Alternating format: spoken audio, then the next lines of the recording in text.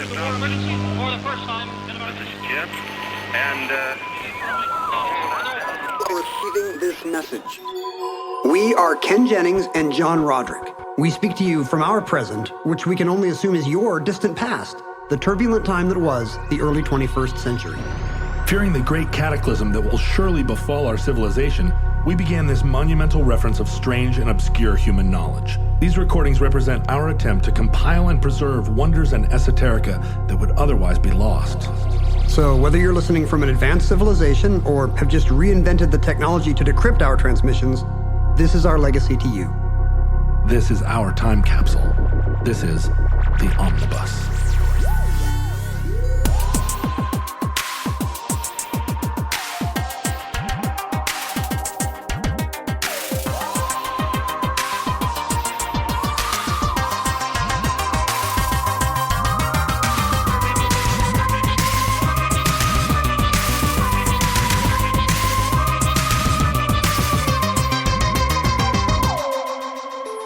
You have accessed entry 798.PR2303.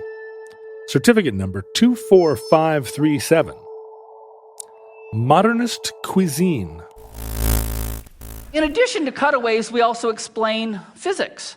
This is Fourier's law of heat conduction. It's a partial differential equation. We have the only cookbook in the world that has partial differential equations in it. But to make them palatable, we cut it out of a steel plate and put it in front of a fire and photographed it like this. Hominids of our era needed caloric intake to live. Present. Last 12,000 years post-agriculture. Wait, are you saying hominids pre-agriculture didn't need caloric That is correct. intake? They just got everything from the sun and the air like orchids. They wafted above the plains. Although I do think I have been reading about hunter-gatherer life, Sure. and it seems like it was pretty good. Like I guess the new anthropological take is the agricultural revolution was a huge mistake. I heard that hunter-gatherers only worked like 4 hours a day. Yeah, that's what they say, 4 to 6 hours a day. And then once they became slaves to the wheat or the potato, they just became like this endless treadmill of, okay, no, next year's the year the harvest will actually make us prosperous. Slaves to the wheat, that's me.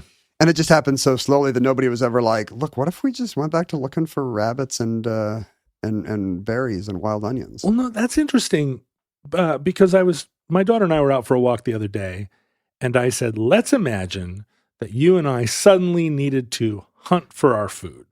What's the first thing we would do?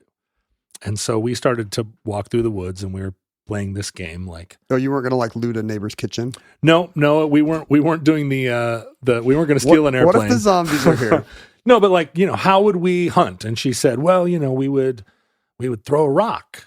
And I was like, okay, how far can you throw a rock where it would reasonably hurt something or kill it? And we both threw a rock, and didn't seem like that was going to be much of a strategy. Well, there are rabbits all over here, so you can get a sense of how fast they move. And I was like, what if it was a deer? Like, how would we? She was like, bow and arrow. I said, okay, how would we build a bow and arrow?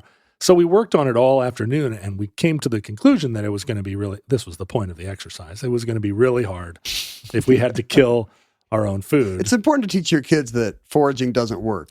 Well, or so just they don't try it. Listen, this is always right on the other side of possible that we're going to have to be out here eating moss off the north side of the trees. You got to build snares. You guys didn't build any snares? Well, so snares, sure. You got to, but I couldn't do it. Don't get me wrong. I've done a study of snares, and I still don't fully understand how. I mean, maybe dig a pit and put a bunch of spiky sticks at the bottom. That's what the Viet Cong did. Anyway, yeah, but they always seemed hungry. You're telling me that hunting squirrels and rabbits is actually pretty efficient and not. Apparently, it was great. It was resistant to crops, or especially when you have a single staple, are very susceptible to one bad event, one bad weather season. Whereas a more diverse a more diverse food set is better for your body, more resistant to drama and disaster. Easier to maintain in winter, I'm guessing, because there's always aminals. Yep. But now we are on the luxury treadmill of the agricultural revolution. Oh my God! Which means we just want better and better, and our bodies have not evolved for this more and more delicious food, which is why I've got this little guy. No, can people hear me patting my little guy here? They can, but you're staying fit. You can imagine. I've got a big guy. I went to a trainer. I'm trying to get rid of my guy. I'm carrying around an 8-year-old of extra. I'm trying to imagine poundage. where that would where would the head even be? It's like, Yeah, I is the mean- 8-year-old kind of wrapped around your torso? Yeah, it's an 8-year-old that's sort of been molecularized and distributed equally from ankles to ears. That was nice of him or her. Yeah, people make sacrifices. When I saw that you were doing modernist cuisine, I just naturally recoiled because I know that you are a foodie and interested in it. But as I looked at it, modernist cuisine, I was like, where is spaghetti with meat sauce in that? I'm betting it's pretty buried. Are there going to be scrambled eggs and 3 sausage patties here, or Yeah. are there not? And I bet not. I bet not. I had scrambled eggs and bacon yesterday, and the cook put some cherry tomatoes under it. Like surprise cherry tomatoes. Did you throw it to the floor? No, but I wasn't expecting, you're cutting into your eggs on toast and it's like, whoa, there's a cherry tomato under here. Where did that come from? It was good though. Well, the ethos of innovation and surprise is very much at the heart of today's entry, and it does not end with a cherry tomato lurking beneath your omelet, I'm afraid. Yeah. That's just the tip of the iceberg lettuce, if you will. This topic was requested by a Patreon supporter named Aaron, and after I was about an hour into preparing this show, I realized I don't know if he meant modernist cuisine, the style, or modernist cuisine, The indie rock band. Yeah. Ladies and gentlemen, modernist cuisine, the book, the enormous book. So we're going to cover both. So it's Aaron with an A. With two A's. Yeah. Well, it does have an A. But then, in a shocking twist that a modernist cuisine chef would love, there's a second A. Whoa. There's a cherry tomato of an A lurking before the R. Why does it need that second A? Have you ever thought about that? It's in the Bible, so it must be correct. But in the Bible, there are no vowels. Well, that would be original very hard to read. vowel. The Lord is my shepherd, I shall not want. The Bible has several vowels. I don't want to disabuse you. Your Bible maybe. When but Jesus said, "I'm the Alpha and the Omega," nobody was like, "You're the what?" I couldn't hear that first part. He's the I'm the- and the What's the word that G. the Church of the Subgenius can't see? Well, I can't say You it can't now. say it. Well, we'll No. never know. But yeah, it's like that. It's Yeah. like the vowels in the Bible. So as you've said, I'm kind of a food. Oh yeah. Nord. Okay, I got it. I mean, Or if in the Bible, nerd. mm, I do like weird experimental food, just mostly to get me out of the house. right. I learned during the pandemic that getting fun food in takeout containers was actually, and serving it on your dining room table was actually no fun at all. Oh, It I thought you were going to say it was amazing. No, I think a lot of people found that. And to me, I was like, wait, this costs the same. And I'm still like looking at my walls. This is a bummer. I feel like the things that you like that are weird and experimental, and the things that I like that are weird and experimental, don't have a ton of overlap. We both like weird experimental things, but Oh, in you different worlds. You like German post-industrial experimental music, right? and I want like Lawrence Welk. Whereas You're eating food with cherry tomatoes on I'm it, out there eating carbonated ham. and I could have chicken fried steak 3 nights a week. Well, let me ask you this. Have you ever eaten at one of these places that subscribes to some of the tenets of what is usually called molecular gastronomy, modern, scientifically informed, innovative cookery? Have we eaten at any of these places? You and me together? Together. I don't think so. Am I your only lifeline to this world? No, but No, you have other. Yeah. I have Yuppie eaten friends? at plenty of like farm to table local places Yeah. where it's all based around the idea of how would we survive in winter? We would pickle our food. And I did eat in one Michelin starred restaurant in France one time, rural France, where I was served a 20-course meal and everything came out and was some kind of mousse on top of a single blade of grass. Mousse with a U? Well, Yeah, if mousse. if it's on a single blade of grass, it's actually smaller than you think. It was. This mousse. It was smaller than I thought. And I was like, how am I going to survive on the, but then it just kept coming Right. one after another. And it was like, I had no idea what any of the food was. It was all very delicious. Well, we've discussed traditional French gastronomy in the Mother Sauces entry. Right. And we've talked about the cookbook industry, and particularly the birth of the single modern general reference cookbook when we talked about Irma Rombauer's Joy of Cooking. And I think we even talked a little bit about 20th century food fads, maybe including molecular gastronomy when we did deep fried turkeys many a Thanksgiving ago. Because we talked about the blackened Cajun food and the 80s California Nouvelle Cuisine. And I think we talked about some of the molecular gastronomy chefs. But tell me what molecular gastronomy food would even look like, or where in Seattle I would go to find it. Seattle's not a center for it. I can tell you a story. I mean, let's annoy people by actually defining the topic before we get into pointless anecdotes. Come on, it's not even 10 minutes into the show. You choose. Do you want pointless anecdote or dictionary definition first? Pointless anecdote. Several years ago, my wife and I were in Chicago. It was we were actually visiting some relatives in Salt Lake, but I had to speak at a thing in Chicago, and Mindy said, "Oh, let's just leave the kids with my parents, and we'll go out to Chicago and have some good food." And we had some like traditional Chicago food. We had hot dogs and pizza and all the rest. Hamburger, and Pepsi. Cured meats of all kinds. But we also, Mindy had booked us a table at Grant Achatz' restaurant, Alinea, which is really, many of these restaurateurs we're going to talk about in the molecular gastronomy movement are more about picking their spots. Like, ooh, here's one surprising little touch to this dish. Here's a little cherry tomato for you. But Alinea is very much of the more is more side of molecular gastronomy. I'm listening. Dinner is a show. It was a real experience. It was a 17-course meal, and every single thing they served clearly had, I don't want to say a gimmick because that's a common criticism of this kind of food, but it certainly had a deliberate attempt to provoke, to surprise the diner. Was it like butter carved into a big middle finger? Yeah. That's the Andy Warhol restaurant. Was there a cucumber that said critical race theory on it?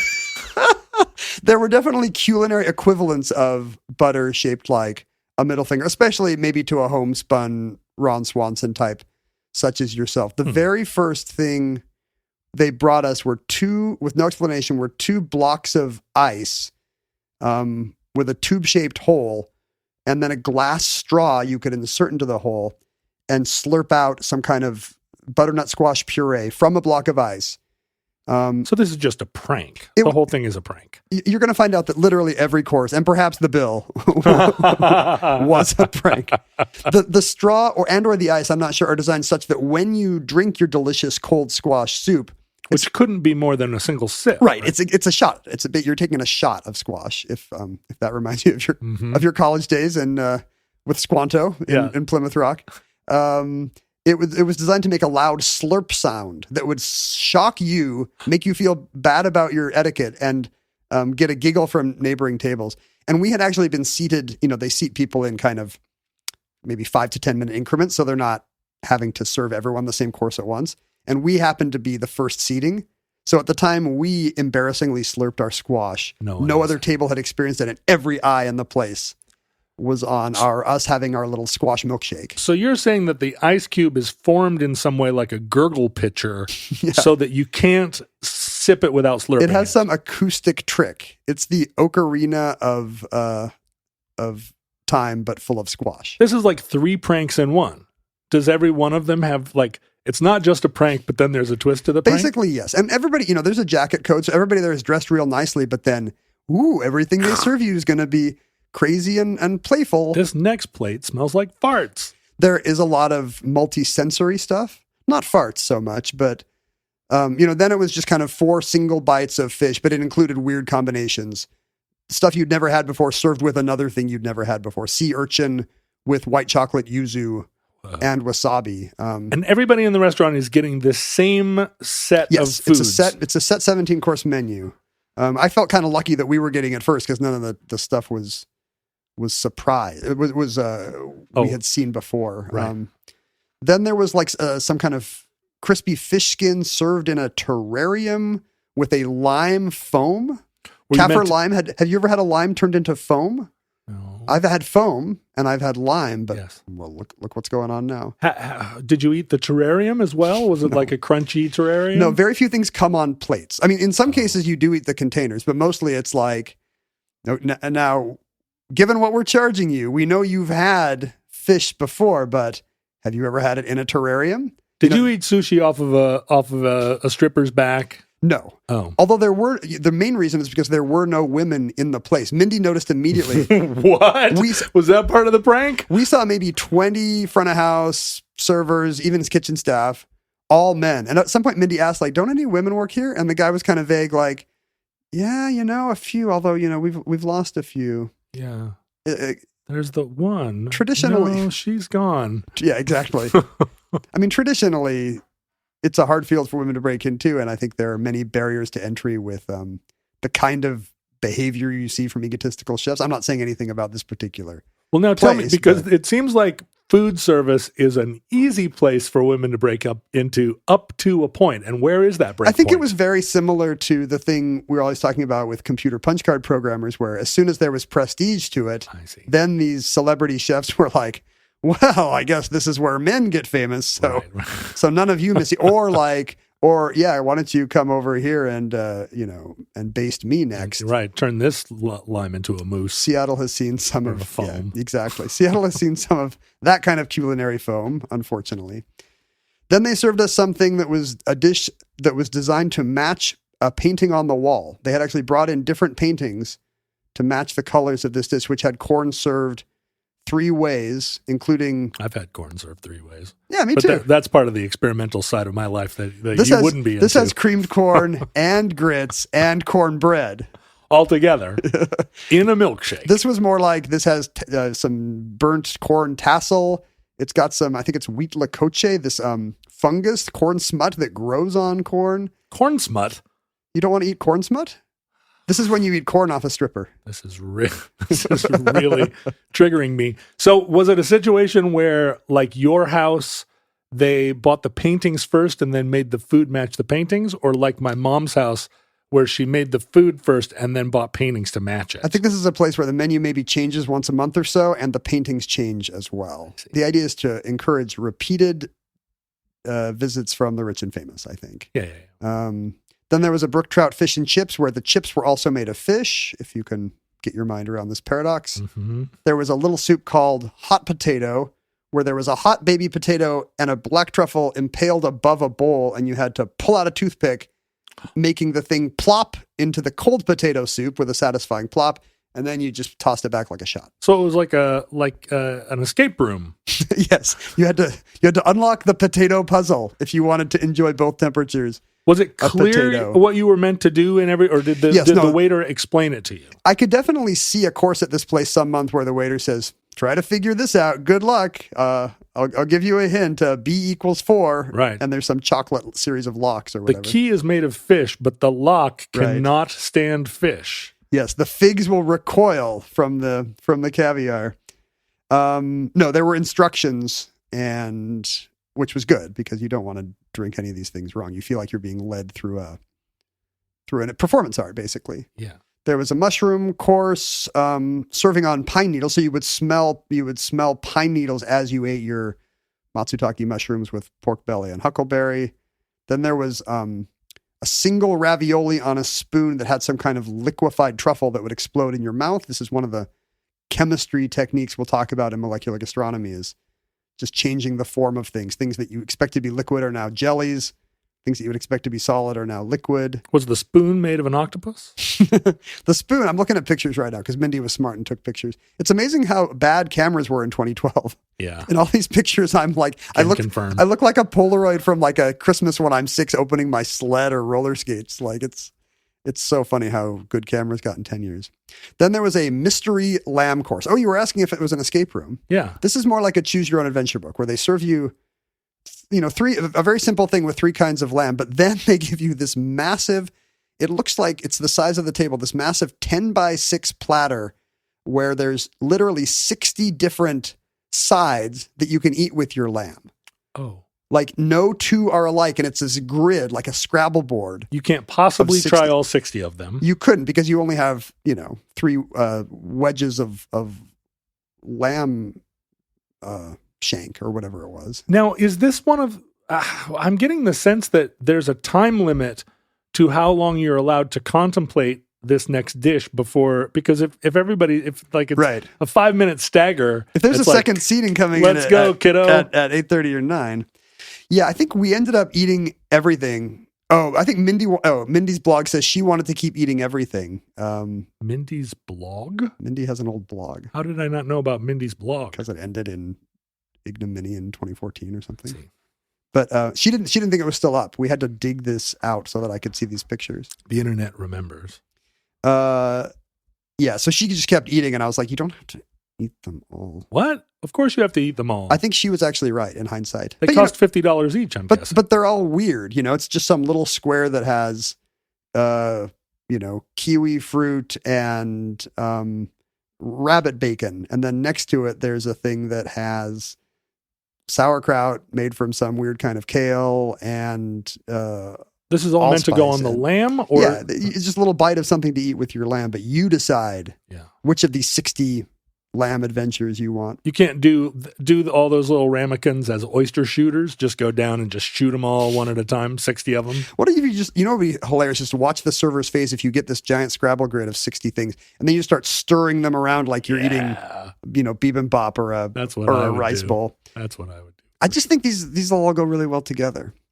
Then there was like, you were talking about your enjoyment of comfort food. Mm-hmm. And much molecular gastronomy gets its jokes from serving something that looks like it's fish and chips, but the chips are made of fish. Or in this case... And the fish is made of chips. Oh, you're getting it. This is a hot dog on a stick, but the stick is a branch of a tree that's on fire.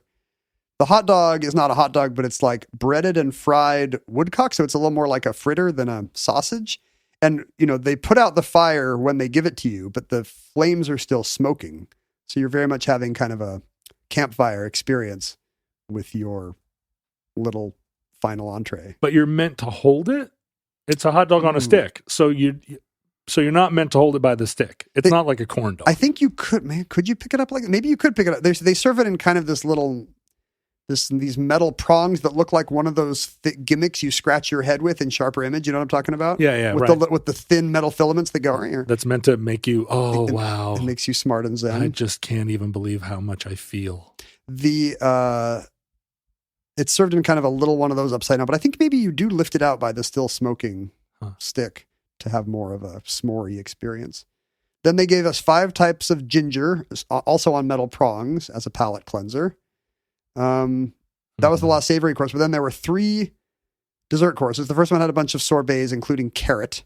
Yep. And then wait, is this right? And then underneath, it's served on top of some glass sphere full of like aromatics, like a hot infusion of citrus peels and herbs and flowers and stuff. So you're smelling kind of herbal tea while you eat your ice cream, and then you drink some herbal tea. That's actually a good way of describing what it's like to date me. It's like a hot infusion of citrus and herbal tinctures. Is this your dating app profile? Yeah, on top of baby, carrot ice cream. Who wants a hot infusion of tinctures? The craziest course was the second dessert. It was a green apple taffy that had actually been inflated into a balloon, which then, kind of floated over to you because they had inflated it with helium. And there was a basket under it with a mouse. There was some kind of a weight on it, I think. But you were just basically supposed to go whoop, and suck in the taffy, which would then, suck in helium with it. So then you would talk like this for a minute. And then someone comes behind and hits you with a cricket bat. I think the server said to kiss the balloon, which makes it go like an old Bubble Yum commercial all over your face. And then you're kind of cleaning green apple taffy off your face with a munchkin voice. Worse for people with beards. Yeah, maybe there's a food substitution. Do you have any sensitivities or allergies or facial hair I should know about, sir? Yeah, rabbit bacon. I'm allergic to rabbit bacon. And then the final thing is the famous dessert they always do there. I think they kind of roll out this silicone mat, and then a guy comes over. One of my friends went. I think it was Grant Achatz himself who did it, but we just had whoever was in the kitchen that night. And he just starts smearing things on the table like a Jackson Pollock, a bunch of different powders and fruit. What do you call it when you increase the strength of something by cooking it down? Reduction. A reduction, yeah. Different kinds of fruit reductions and smears all over.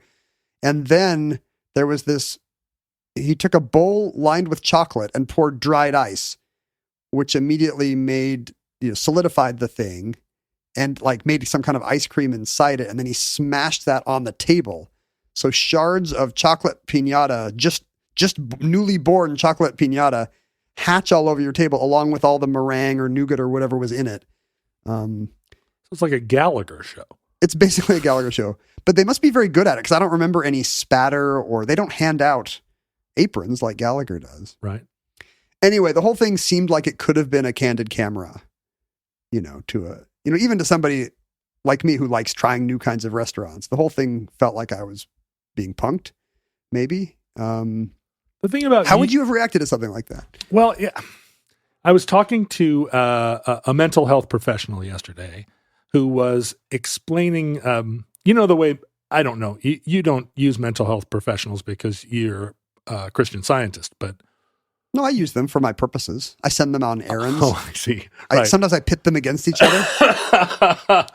But this one, a lot of them at least have this kind of, depending on how many degrees they have, they like to every once in a while say like, well, I have a lot of clients who fly around in Learjets, and here's what I've learned from them. And you're like, I know, you went to Harvard. That's not what you want to hear from your therapist, what they're learning from the rich. But one of the things I find very helpful is when they say, everybody's got problems. Rich people got problems. You think that these people that have 4 beautiful children also have terrible problems. People have problems. Not everybody has problems. Ken Jennings and Mindy Jennings don't have problems, but other people have problems. We have tons of problems. And so it just occurs to me as this is going on, like you have to be so rich and so bored exactly to want this and to enjoy it. But do they enjoy it? If you're that rich and that bored, can you enjoy anything?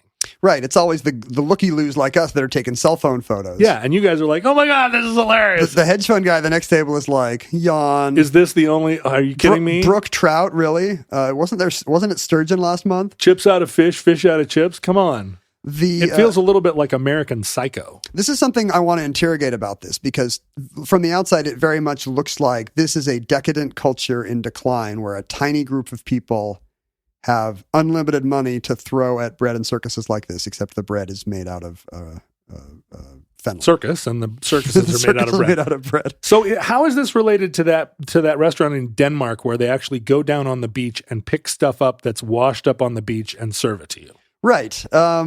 So there are lots of different kinds of branches in modern cookery.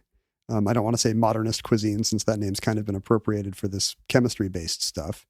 But there's a lot of overlap. The idea of molecular gastronomy, which pointless anecdote over, now we can define. Okay, yeah, we're 26 minutes in. I feel like that's fine. Just the idea of training the lens of science, and not in a food science or traditional nutritional science way, but actually the lens of chemistry and even industrial chemistry, an equipment that home kitchens and restaurant kitchens do not have, on the actual culinary transformations that happen to ingredients as during the course of food prep. Where you need an autoclave. Literally an autoclave. Like there will be autoclaves in this story. There are ultrasonic waves and liquid nitrogen in this story. And again, on the one hand, it just seems like, well, this is people with unlimited money. That autoclave should be in a hospital. But what the chefs would say is, sir, that autoclave should be in a hospital. How many children have died because you are preparing some kind of orchid reduction in there? No, the point of view of the chef would be that we're going to treat food as art, and thus art has always worked. A small group of wealthy collectors supporting the creative impulses of essentially a starving garret class. Sure. Bringing them this stuff, and eventually a few rise to the top and are able to hobnob with their rich clients. But that's just how we expect art to work. It's for the numbers to work in a capitalist society. Art is not really for the masses. Well, and just like Impressionist painting eventually led to public housing, all art eventually trickles down to improve the lives of the poor. Can I move into Rouen Cathedral now? Welcome to Monet Estates. Yeah. I mean, think about all of the Gaudi apartment buildings in Barcelona that revolutionized the way Spanish public housing is constructed. I think they're all no museums corners now. in the rooms. Exactly. Like the poor were always impaling themselves on the sides of things. Now they can roll around the gaily colored interiors as much as they like.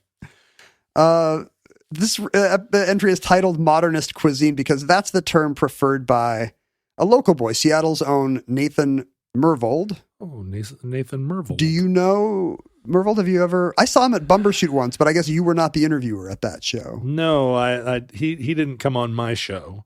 No, I don't know. You know, I know a lot of local chefs, but again, they're all farm to table types. Right. I don't know any of these ones that are like crossing over into being art happenings. Yeah, I mean, you asked about Noma, the famous Danish restaurant, which is much more about fresh and simple preparation. But these chemistry techniques have gotten so deep into the culture that no matter what style of restaurant you're at, you may see something frothed into a foam that you think should not be a foam, or a flavor of ice cream that you think is too savory to be a flavor of ice cream. And I've encountered some foams recently that I was like, a foam, I guess. I mean, they're always good, I think, for the most part. But like I don't know, foam. A foam that tastes like liver. Ken, you know I'm a writer. Yes, you love making content. The world doesn't have enough, and you're like, here's the fire hose. Here comes some content. The thing is, I make a lot of content, but I don't put it in the fire hose because I want a more integrated community, and I don't know where to find it. Are you saying you would like some kind of fully integrated commenting system that allows for threaded comments and replies and likes, like you have your very own little social media platform for your content? That's exactly what I want to do. And I want it optimized for mobile. I want my content to adjust so my site looks great on any device, but I'm at a loss. You, John, need the powerful blogging tools of Squarespace. It's easy with Squarespace to set up a website that does all that. Categorize, share, and schedule your posts. You can cross-post so you put something up once and it knows how to send it in the right format to Twitter or Tumblr or Facebook, whatever you want. Everything optimized and tagged and ready to go. Squarespace sounds great. It does. Well, I'm so excited. This is exactly what I've been looking for. So what do I do? John, I want you right now to head to squarespace.com/omnibus. Stop whatever you're doing. Go to squarespace.com/omnibus and start your free trial. And when you're ready to launch, then you just use offer code omnibus and you're going to save not 2, not 5, but 10% off your first purchase of a Squaresite website or domain. Well, thank you to Squarespace for supporting Omnibus and the Omnibus Project. Help us by helping yourself. Go to squarespace.com/omnibus and put in the offer code omnibus to save 10% off your first purchase of a website or domain. Let's introduce Mr. Mervold, and then we'll talk about his cookbook. Okay. He was born in Seattle, but raised elsewhere, but I think California, but just a genius. Like, his is the most unusual chef story I've ever heard. He had his first PhD from Princeton at age 22, I believe. How old is he? Applied mathematics. He's now in his, I want to say he's pushing 60. Let me see if I'm right about that. 1959, yes. So he would be 63. After he got his PhD or two, he started doing postdoctoral work at Cambridge with Stephen Hawking, studying gravitational theory and quantum mechanics, as you do, the kind of thing that, your typical middle-class American striver does. Clearly, this guy is just the best and the brightest on every level. I wonder if he has my same psychiatrist.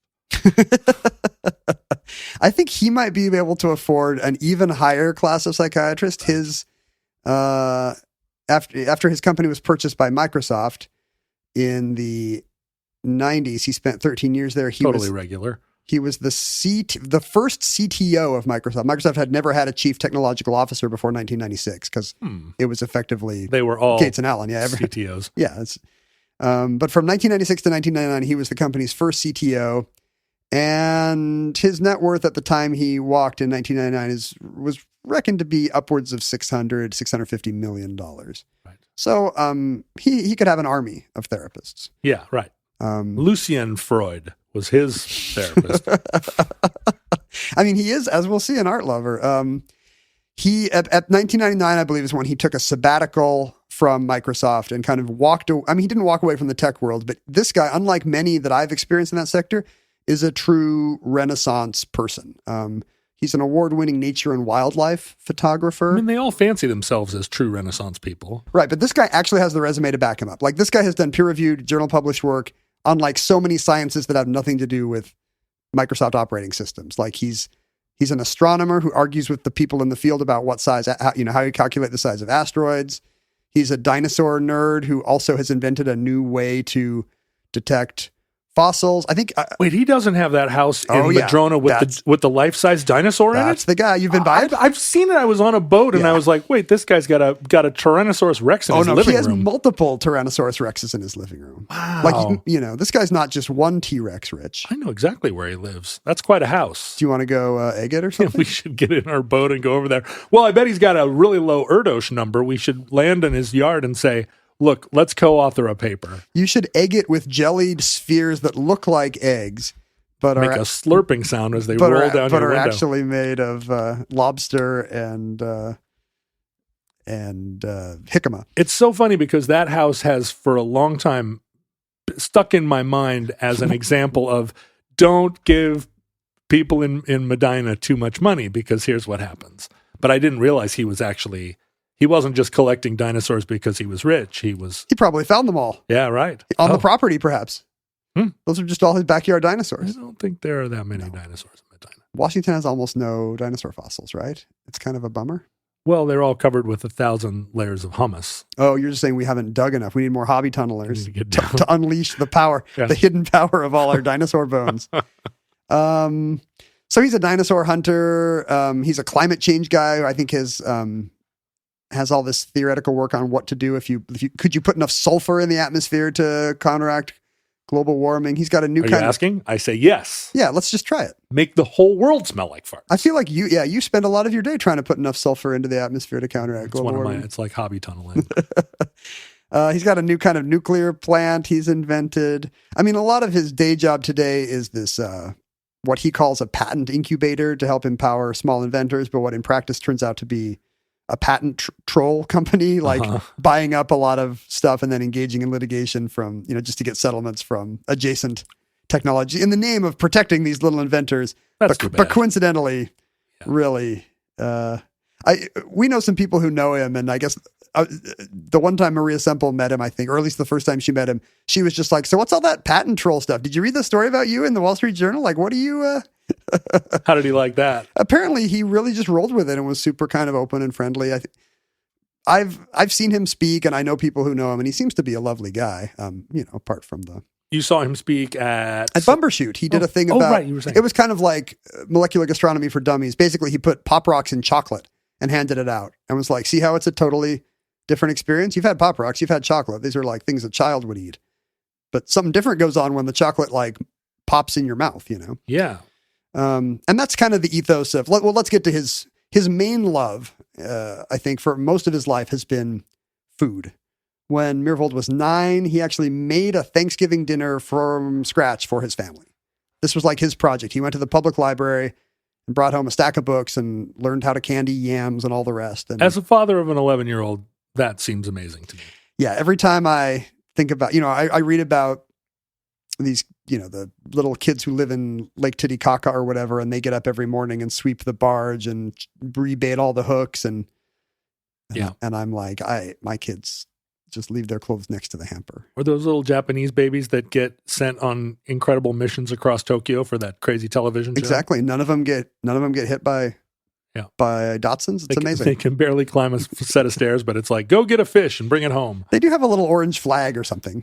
I mean, often and they a television crew that's following them. Often they get to the store and forget what kind of ramen they were supposed to get, but that's relatable. I do that. Yeah. I'm as smart as a Japanese baby. A quart of milk, a stick of butter. All right, let's see, what is it? A loaf of bread, a container of milk, and a stick of butter. You remembered. Yeah, almost. When still at Microsoft, man, woman, camera. When he was still at Microsoft, he took a sabbatical for a year and went to study at some elite. Went to study la gastronomie française at some. I have that book. Yeah, he went to some super elite cooking school in Burgundy, and I'm sure he owns that book too. Wait, when did he find time to do that? Exactly. This guy's got dinosaurs to hunt and sulfur to put into the exosphere. But when I wake up in the morning, if I get one thing done, I'm like, pat on the back.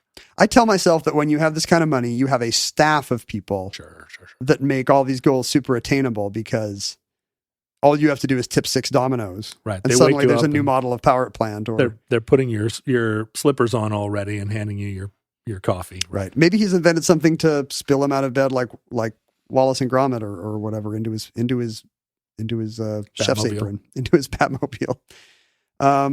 So around this time in the 90s, he discovers the pioneers of molecular gastronomy, chefs like Ferran Adria in northern Spain, Heston Blumenthal, he's kind of the, there's a lot of ancestors of chemistry and food, but he's kind of the beginning of modern molecular gastronomy. In the early 80s, he bought this rundown pub in Berkshire and immediately just thought, what if we served the craziest stuff? And this is where his famous bacon and egg ice cream and his snail porridge and, the kind of things that make restaurant critics think, ooh, I've never had that. There's only one place to get this. Some of it sounds like astronaut food, right? Like a turkey dinner in a pill. And it's post-industrial. It's like using all these foods that were created by the industrial labs at all the machines that McDonald's and Nabisco have, but Sardi's did not.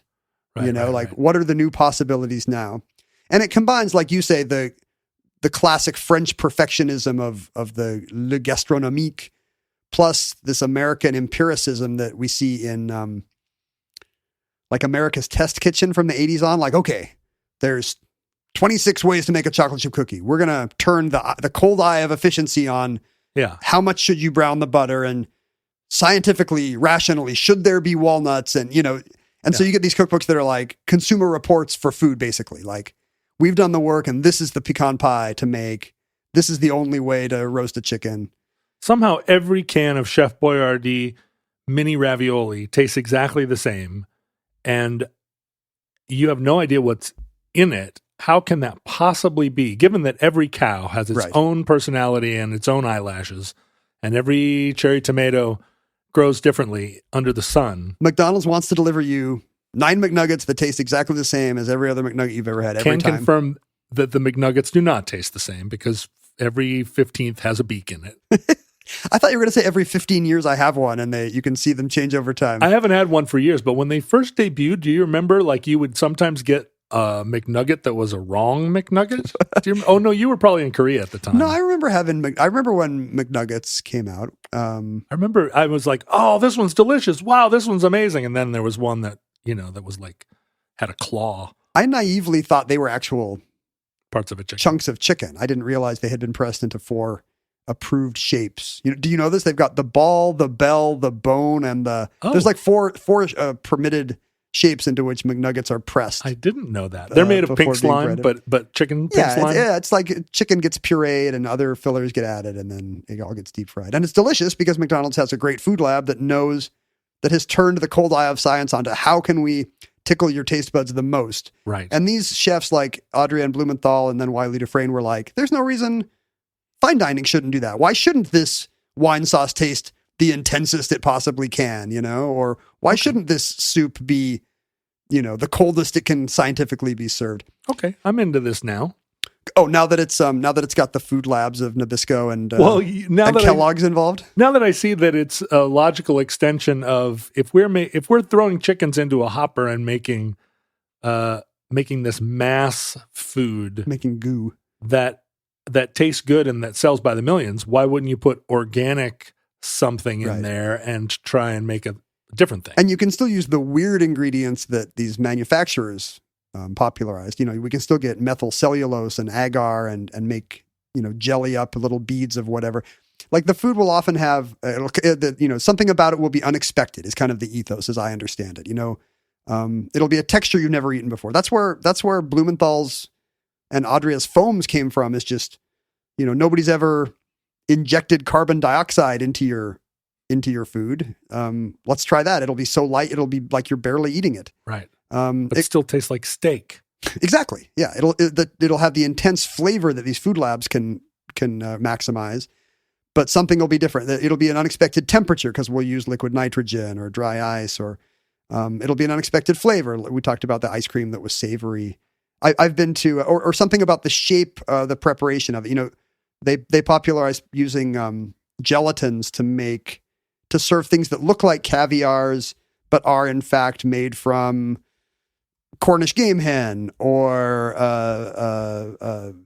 sunchoke, or you're eating your food in boba form, even though it tastes exactly like a salad or a soup or something. Well, it feels like if you go to any ice cream parlor in Venice Beach, California, where there's a line down the block. Yes. I'm looking at you, Salt and Straw. This is Salt and Straw is post-molecular gastronomy ice cream. Yeah, where you go in and there's 14 flavors of ice cream available, and they are all black licorice or road salts or haggis. Like Salt and Straw will serve you blood sausage ice cream right around Halloween, I think. And it's really in the same family. Yeah, that's post Blumenthal thinking. Like ice cream could taste like bacon and eggs. Why not? Screw you. I mean, they don't say screw you. No, they basically do. But I mean, the dishes kind of do say screw you. Like I went to a Blumenthal restaurant in London once where the gimmick is that it's all historical recipes back to the Norman Conquest, but then updated with modern tech. Because I've been to that restaurant in Estonia, except the waitresses were all dressed like wenches, and it was just venison sausage. It was just medieval times? Yeah, it really was, except expensive. I've been eating at those places in many European countries, and the service is terrible, right? Yeah, right, because they're like, that is how it would have been. I'm going to spill ale on you. But the signature dish of this place in London was they would serve you a mandarin orange, and you slice into it, and in fact, it's chicken liver mousse. It's some kind of a pate, and it's not even in an orange skin. In fact, they have actually used gelatin to turn orange juice and solids and rind into an edible orange skin looking thing that can be wrapped around meat. Fun. It's based on a Henry VIII meat orange, but with, he didn't have methyl cellulose. Right. The Henry VIII meat orange. And so we get Merville, the guy who is seeing these food trends take over kitchens around the world and has $650 million. And he's like, that's great. Like, the sky's the limit. He opens this food lab in Bellevue where he just buys one of everything. Vacuum sealers, colloid mills, ultrasonic welders, medical level autoclaves, just hundreds of gadgets. Rotary evaporators? I mean, my first job was programming binary load lifters, which are very similar to your rotary evaporators. But he has... What about turbo encabulators? Yeah, he has a turbo encabulator that he feeds watermelon and pork belly into. The idea is you just produce, with these things you can produce things that push the definition of food. It looks like leather, but it's not meat, it's watermelon. Or it's paper, but it's spinach. Or it's rose petals, but you can eat it. Or...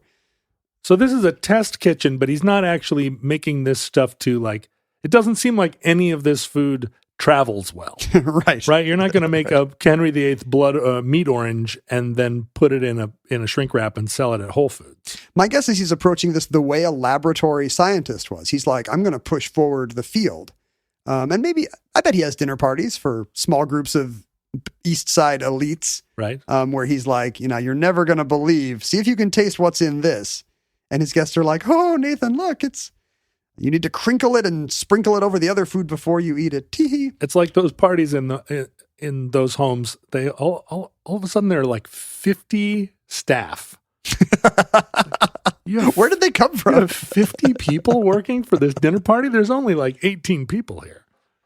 He called it the cooking lab. But I guess his what he speaks of as the origin of his publishing life. Is in 2004, he's getting very into sous vide, which is kind of the thin edge of the molecular gastronomy wedge because you can actually do it at home now. Have you ever eaten sous vide food? You put a steak in a plastic bag and you cook it in boiling water and it comes out seeming like it was seared in a pan, or more or less, although you don't get the sear, so it's got to be like many of these recipes, it turns into a 20-step process. Right. But yeah, the idea is chemically, if you study the way proteins, etc., work, it turns out that what you want to do is cook your meat at an absurdly low temperature for an absurdly long time, rather than the caveman tendency of burn it a high temperature for a short time. Burn it and turn it. Burn it and turn it. No, you do not want to burn it and turn it. What you want to do is put it, as you say, in a bath of like mildly warm water. You know, like instead of an oven turned to 375, this would be like a bath turned to 175 or something. And then you just leave it there for 3 days. And I guess apparently the meat cooks very evenly and tenderly. And then you're going to have to blowtorch it with something if you want a sear. I don't know if you recall, but Presidents of the United States of America drummer Jason Finn at one point promised you and I he did a dinner of sous vide. It even got scheduled once and then canceled due to something. Yeah, and the last time I talked to him about it, he was like, "Oh, I've moved on from sous vide. I'm back into cooking in a green egg." Yeah, and I was like, "What? Like that was a confirmed dinner invitation." We'll have you over for. I mean, sous vide has now entered the household kitchen because through a bunch of kind of Kickstarter-like projects. Really, all you need is something to stick into your bath of water and keep the temperature constant. So you have it now? Yeah, it's just like a cylinder you stick into a something crockpot like, you know. You say that, but your kitchen is like 2,500 square feet, and you have a fondue pot, and we are living in a time of kitchen fads, as Jason Finn has alluded to with his 3 months of sous vide.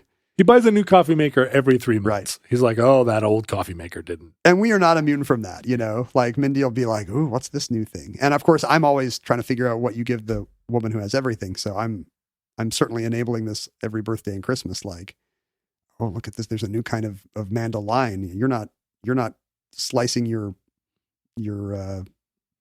sunchokes thin enough. Meanwhile, I'm at Costco buying giant crates of Keurig pods and basing my decision on the price per piece of like Keurig. It's true. Like we don't drink, so that wine cannot be our connoisseurship. We don't drink coffee, so like we don't have that to fall back on. Right. No drugs, so it can't be a favorite strain of whatever the young people are vaping. Right. You're not going to like key parties. So it's always Mindy trying to perfect some chicken recipe that looked great on America's Test Kitchen or Milk Street or something, but like can't quite get it right consistently at home. Well, it makes it great to come to small dinner parties at your house, but I have to say, when you come to big barbecues at your house, it's just me cooking. It's just Kirkland hamburgers. I want to get invited to more of the nice. You want to go to the ones where Mindy cooks? Yes. The ones where I cook are pretty down market. It's true. So he's trying to get into sous vide very early, to the degree that when he asks people about it on chat rooms, like, "Hey, what are the best like sous vide cookbooks?" People are like, "Lol, there's no sous vide cookbook." Oh. Here's one in Spanish that Ferran Adria says is good. He's like, "Wait, the folks on the eGullet forums tell me I have to learn Spanish to do sous vide? So I have $650 million. This will not stand." Who invented sous vide? Is it some ancient practice? But you need a plastic bag, so it can't be that old. Yeah, you need to vacuum seal the stuff, and so I'm not sure how well it would work if you didn't do it. I mean, did it in a wineskin. There's been low temperature cooking back to 1799, but obviously the modern technique of having to vacuum seal everything has to be 20th century. And I think nobody had heard of this stuff until Hessen Blumenthal and then his gang started doing it. Is this just about tenderness and, trigger alert, moistness? Yes. It's not about eating a raw steak that's been seared in a campfire isn't bad for you. No, all this is just about, we've nailed down certain kinds of chemical reactions in the myoglobin or whatever in the meat, where if it happens at this speed, the fibers get like this, and if it happens at that speed, the fibers get like that. And let me tell you, this will melt in your mouth, so you're doing your myoglobin wrong, and everybody has been. So they just basically discover new chemical reactions previously unknown to anatomists and laboratories. Often they are given new names for which are, a chef who is also some kind of applied scientist is naming this new reaction. And now people on the street know what the Maillard reaction is that sears meat. People on what street? Wall Street, Fifth Avenue, Rodeo Drive. So annoyed by the fact that there's no cookbook, he says, look, I have 9-figure assets. There's going to be this cookbook, and it's going to be amazing. He prefers the term. What you find about molecular gastronomy is almost no practitioner of it calls it that. They all have some, I don't do that. Grant Ackett says, I do forward-thinking cookery. And somebody else says, I do I can't remember who it is. I do constructivist cooking. Whoa. And Myhrvold liked the term modernist cuisine because his take was that every art form had modernism in the early 20th century, where we finally started to question the ancient basis for the art and to see it in a post-industrial way, to do shocking things to the viewer like cubism or brutalism or whatever it is, just create these visceral, is this art kind of reactions. And he was like, food never got that. Food never had the moment food was always just basically like, poor food. Well, do I like it? And even if you're like a French food scholar, it's more like, did they do it right? Yeah, right. It was never like, what emotions does it provoke in the observer, in the critic? It treating the diner as if it's an art patron, as if they're an art patron. Right. You're meant to take a bite of the ratatouille and break into tears because it reminds you of your mom. Exactly. And that goes back to Proust. So that kind of idea that there's an emotional response to comfort food, certainly that's an idea that's older than Adria and Blumenthal and Keller and Ackett's, but this is just a new. It's the surprise, right? Yeah. If you look at the ratatouille and you're like, that's what my mom used to make, but this is like that looks like a little toy car. Yeah, it tastes like macaroni and cheese. Exactly. That element of poo ratatouille, and then you're like, this comfort food is actually perfect and innovative. Then you're dealing with the province of modernist cuisine. Humor is often an element. Like, should food be funny? I don't know, but why not? Like, you can still experience. I think that what I noticed at Alinea was it was just a floor show. You're still experiencing well-cooked food, but on top of it, there's a layer of, and you're looking at this, and you're smelling this, and you're kissing apple taffy all over your face, and to the degree that it wasn't a distraction, I wasn't against it. Yeah, right. So he says, look, Nouvelle Cuisine of the 80s was Impressionism, but nobody ever actually said, let's go full on Picasso modernism in food. And I'm going to create the joy of cooking of that, the single general reference. So he hires a couple chefs who have actually cooked at Fat Duck and other molecular gastronomy places. In fact, eventually he gets a staff of 20 cooks and researchers, reaches out to nearly 100 more to contribute their own inventions and innovations and recipes. And it's supposed to come out in fall. He spends years on this, and it's due to come out for Christmas 2020. That can't be right. It's that new. No, it's Christmas 2010. Sorry. Oh. I misread my own letters. It's supposed to come out in Christmas of 2010. But the scope of it just keeps creeping. He wants people to be able to make this stuff at home. In fact, that's the ethos of the book. 80% of this stuff you could actually cook at home. If you had enough time and enough ingredients, right? That's the issue. A lot of it is time. There's a cheeseburger recipe in there that takes, how long would you say a cheeseburger should take to cook? If I'm doing it, it should take 5 minutes to cook. Otherwise, people are yelling at me. Where are the cheeseburgers? But I think, and if I'm in a restaurant, I will give it 15 minutes. But how long should a cheeseburger take? Well, this one takes 30 hours. 30 hours. Just because of all this. I mean, a lot of that is just sous videing the beef before you do the other stuff to it that makes it cheeseburgery. Right. You've got to melt the cheese and reform it.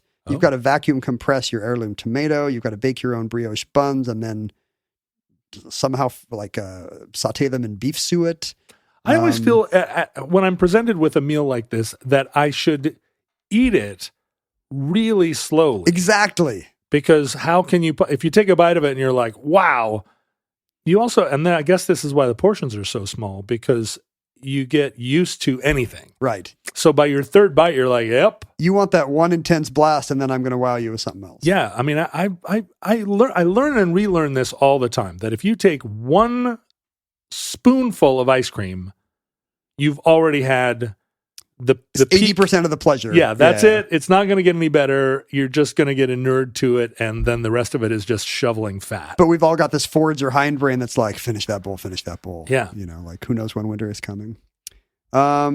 He's got a perfectly cooked breakfast egg that takes 4.5 hours. So you're not going to be hungry for breakfast, or you'll be super hungry for breakfast by the time you will have eaten 6 Pop-Tarts by the time your 4.5 breakfast egg is completed. This is kind of like crock pot cooking, except you don't put the stew in the morning and it's ready for dinner. Right. And there is some level of, you have to sit but also, you're filling hours with some of the stuff you're doing here because, you got to make your own mustard truffle ketchup for this cheeseburger. And, it really is, there's a few trends that are in cookbooks that we discussed in the Irma Rombauer show that are kind of converging here. First, there's cookbook as art object, just a thing I gave Mindy the home version of Modernist Cuisine, which is tiny compared to the real one. Whoa, it's like a box set. And it's still enormous. And she's looked at it and she's had this for years and she's never made a single thing. That's a beautiful thing. It's a beautiful piece of, let's talk about that. Let's talk about what eventually happened. The 2010 the release got pushed to March of 2021. Can I look at it while you're talking? That's why I brought it. Take a look. Boy. Again, I don't have the real one. That's kind of the later What do you mean you don't have the real one? This thing is the size of a cinder block. That's Modernist Cuisine at Home, which came out several years later. The original weighed 48 pounds.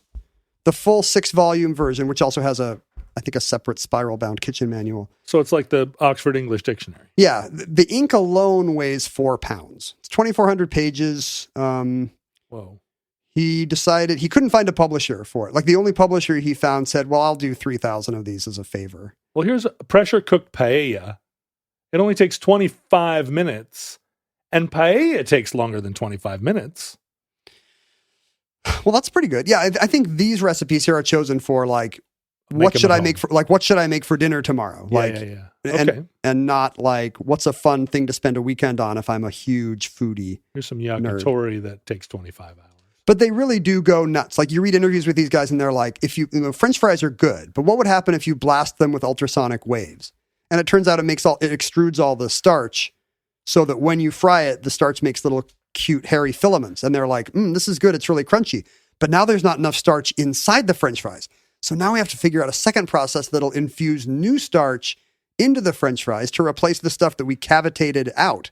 This food is really delicious looking. It is nuts. Yeah, that's why people like these coffee table cookbooks. But it's also cookbook as science text, and it's the thing we kind of talked about. It's cookbook as consumer reports. What's the best possible texture for a strawberry shortcake, for a leg of lamb, for succotash, whatever it is you're making.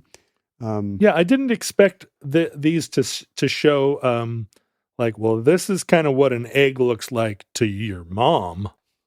And this is what an egg looks like if you... Oh, does it have before and after Not that? Before and after, but done right versus done wrong? Or just sort of here's how, here's what it'll look like at this, but if you take it another 25 hours. So this is an author with $650 million who has just unlimited resources to throw at everything. So they would cut pans in half to get beautiful cross-section photography of what's actually happening in every part of the baking or broiling or whatever it is process. So he found a publisher, but they would only do 3,000 copies? Yeah. And that wasn't enough. No, well, he finally decided, okay, fine. This is you can kind of see it's the ultimate vanity project. He's like, fine, I'm going to self-publish this. And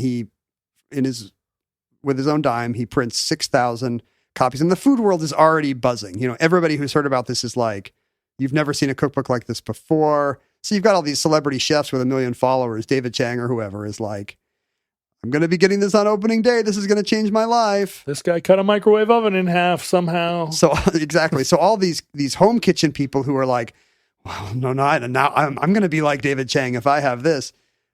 Even though the sticker price is $625, yes, it sells out immediately.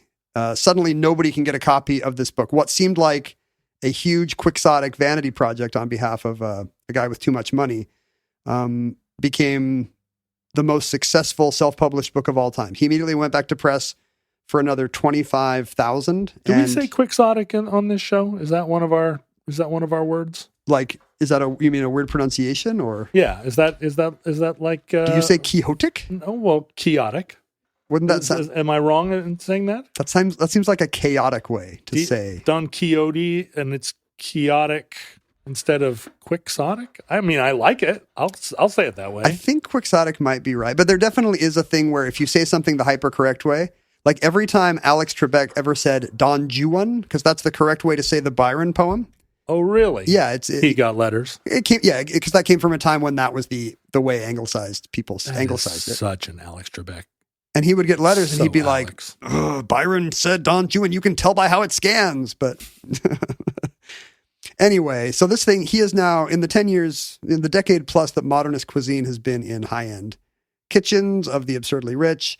It has now made $30 million in proceeds. It's all of the cost of producing it, and it has still made $30 million. Well, it's sold $30 million worth of copies, making it the most successful self-published books of all kind. If you estimate, it costs $28 million to publish. Well, yeah, exactly. He has lost so much. He has sold so many T-Rex skeletons. No, but if you assume that each one of these 6-volume things, for which, by the way, they had to do drop tests. A lot of the delay was because they were worried it was going to get banged up in shipping, so they were dropping them off buildings and missed their Christmas delivery date.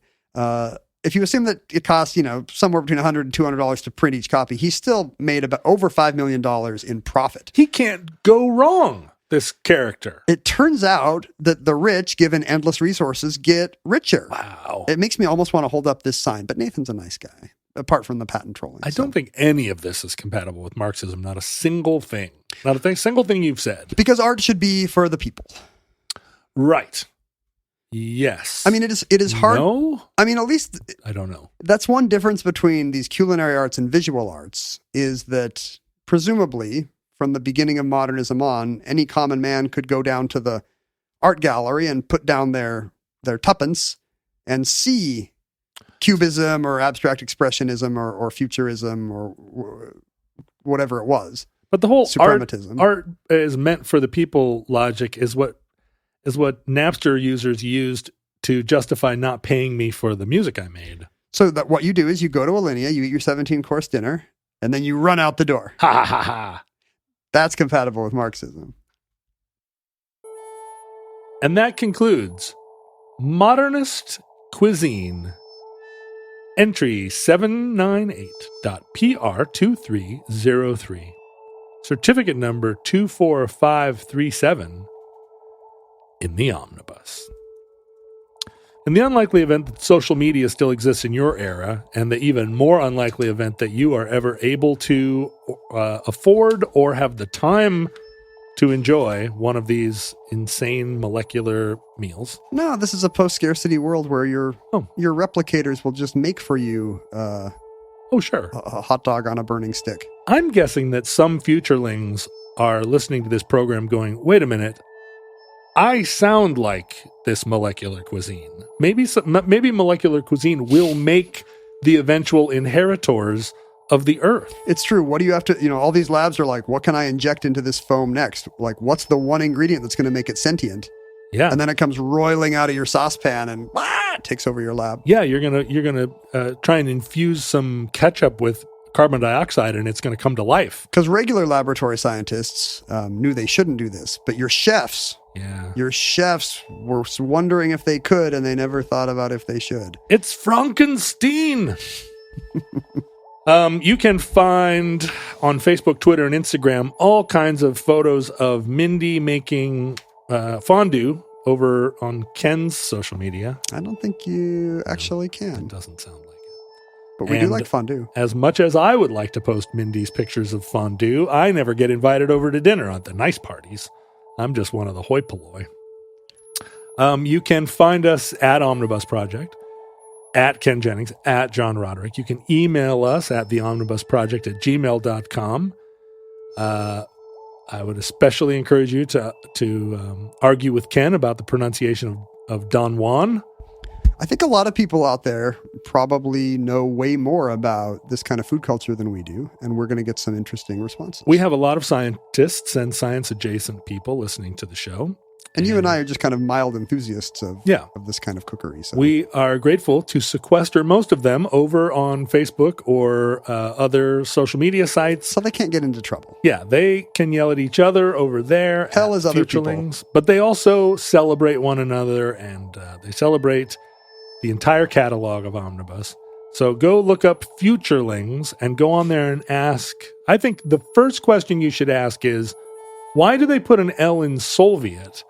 And then everyone will welcome you and give you a hero's welcome. Hey! You can mail us things to P.O. Box 55744, Shoreline, Washington 98155. Please do not mail us any food foams, because I don't think it'll survive the trip. No bacon and egg ice cream. And you can support the show, and we encourage you to. This show was suggested by a patron. Aaron, with 2 A's. On patreon.com/omnibus project. And that helps us produce the show, and it gives you hours and hours of additional omnibus-based entertainment. It helps us build our $650 million war chest, which we will need to collect dinosaurs. And unleash a new kind of laser-based cookery that will... Yeah, postmodernist cuisine. It will probably... Yeah, where's the postmodernist cuisine? Postmodernist cuisine. That's actually probably a lot of these, comfort foods that are actually funny. I bet that's kind of postmodernist cuisine. The thing is, postmodernist cuisine is definitely going to be compatible with Marxism. It's generic. By definition. It's generic white boxes. That's postmodernist cuisine. Listeners, from our vantage point in your distant past, we have no idea how long our civilization survived. We hope and pray that the catastrophe we fear may never come. If the worst comes soon, this recording, like all our recordings, may be our final word. And I rarely do this, but this seems like the correct entry to wish you many goods made out of cheese and cheese made out of goods. Mm-hmm. Cheese that's been melted and reformed into the shape of cheese. 30-hour cheeseburger cheese. If Providence allows, we hope to be back with you soon for another entry in the Omnibus.